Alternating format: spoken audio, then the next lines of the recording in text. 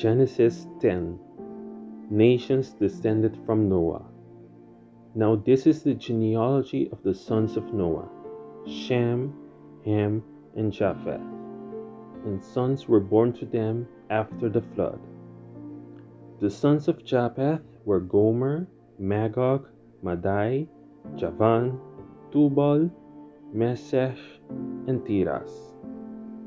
The sons of Gomer were Ashkenaz, Rifas, and Togarmah.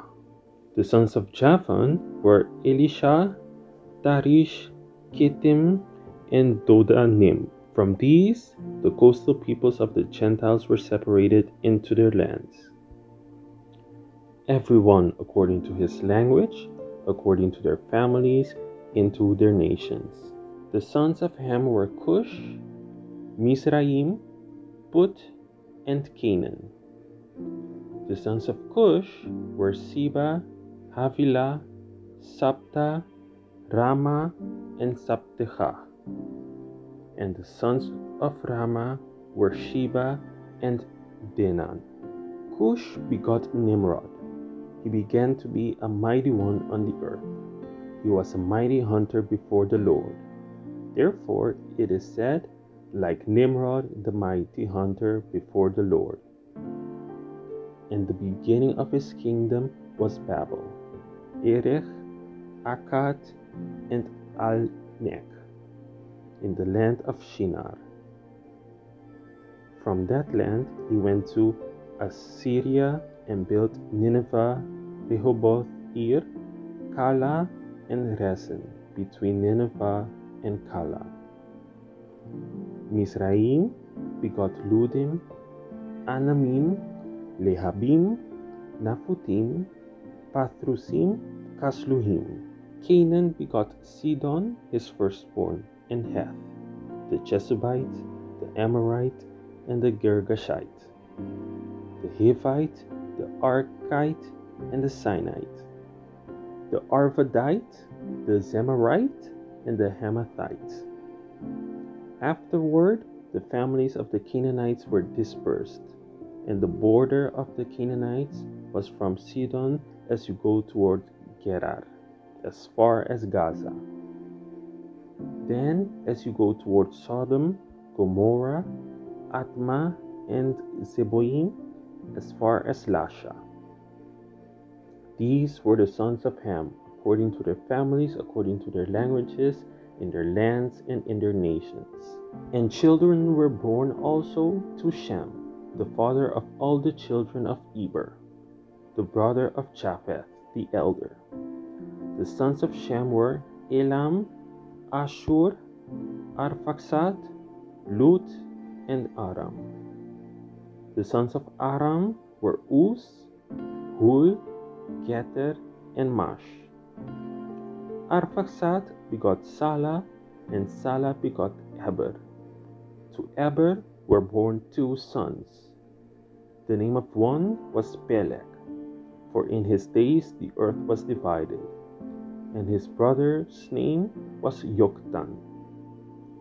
Yoktan begot Almodad, Shelef, Hazarmaveth, Jera, Hadoram, Uzal, Dikla, Obal, Abimael, Sheba, Ophir, Havilah, and Jobab. All these were the sons of Yoktan, and their dwelling place was from Mesha as you go toward Sephar, the mountain of the east. These were the sons of Shem, according to their families, according to their languages, in their lands, according to their nations. These were the families of the sons of Noah, according to their generations, in their nations, and from these the nations were divided on the earth after the flood. Genesis 11. The Tower of Babel. Now the whole earth had one language and one speech. And it came to pass, as they journeyed from the east, that they found a plain in the land of Shinar, and they dwelt there. Then they said to one another, Come, let us make bricks and bake them thoroughly. They had brick for stone, and they had asphalt for mortar. And they said, "Come, let us build ourselves a city, and a tower whose top is in the heavens. Let us make a name for ourselves, lest we be scattered abroad over the face of the whole earth." But the Lord came down to see the city and the tower which the sons of men had built. And the Lord said, "Indeed, the people are one, and they all have one language, and this is what they begin to do. Now nothing that they propose to do will be withheld from them. Come, let us go down and there confuse their language, that they may not understand one another's speech." So the Lord scattered them abroad from there over the face of all the earth, and they ceased building the city. Therefore, its name is called Babel, because there the Lord confused the language of all the earth, and from there the Lord scattered them abroad over the face of all the earth. Shem's descendants. This is the genealogy of Shem. Shem was 100 years old, and begot Arphaxad 2 years after the flood. After he begot Arphaxad, Shem lived 500 years and begot sons and daughters. Arphaxad lived 35 years and begot Salah. After he begot Salah, Arphaxad lived 403 years and begot sons and daughters. Salah lived 30 years and begot Eber. After he begot Eber, Salah lived 403 years and begot sons and daughters. Eber lived 34 years and begot Peleg.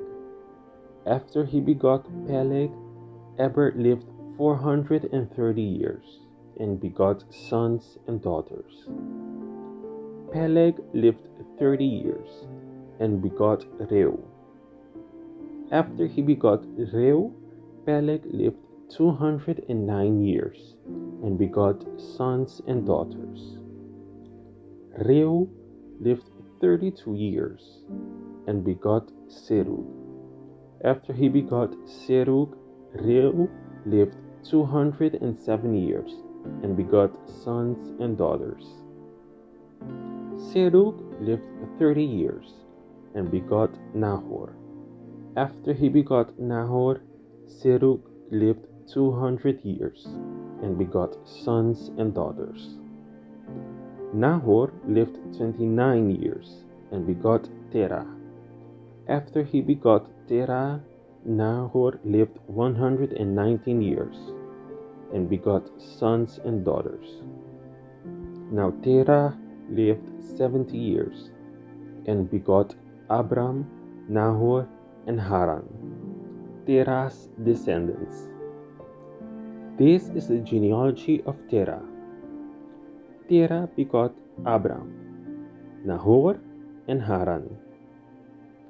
Haran begot Lot, and Haran died before his father Terah in his native land, in Ur of the Chaldeans. Then Abram and Nahor took wives. The name of Abram's wife was Sarai, and the name of Nahor's wife Milcah, the daughter of Haran, the father of Milcah and the father of Iscah. But Sarai was barren; she had no child. And Terah took his son Abram and his grandson Lot, the son of Haran, and his daughter-in-law Sarai, his son Abram's wife, and they went out with them from Ur of the Chaldeans to go to the land of Canaan. And they came to Haran and dwelt there. So the days of Terah were 205 years, and Terah died in Haran. Thank you for tuning in to another daily Bible reading video.